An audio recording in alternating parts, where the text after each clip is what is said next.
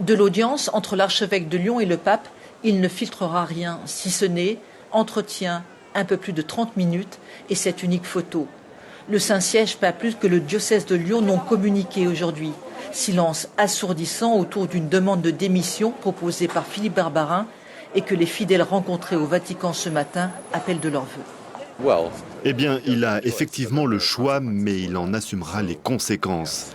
Accepter la démission devrait être le minimum. L'autre option serait de le garder, n'est-ce pas?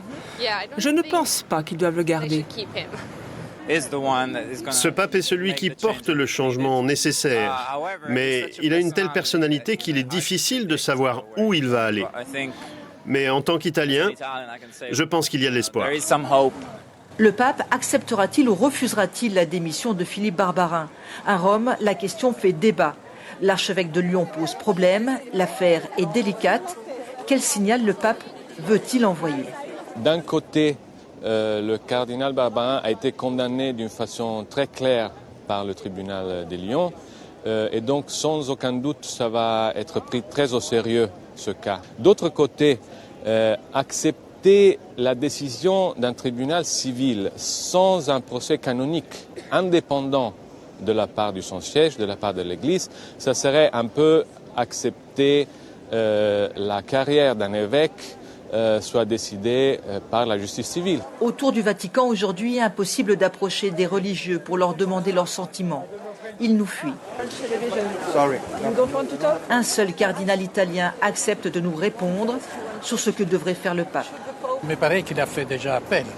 Il a fait appel, mais il a été condamné en première instance. Est-ce qu'il doit l'accepter? Si l'appel après le déclare innocent, alors il faut attendre. Je pense qu'il faudra attendre. Maintenant, je ne sais pas le pape qui va penser, mais pour moi, il faudra attendre la définition du procès. Reste à savoir si cette position est partagée au Saint-Siège et surtout si c'est celle du pape.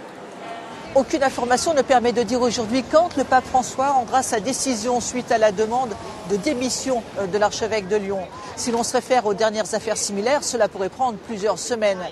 Mais une trop longue attente pourrait être interprétée comme un signe de faiblesse et d'hésitation de la part d'un pape qui ne cesse de parler de tolérance zéro en matière de lutte contre la pédophilie dans l'Église.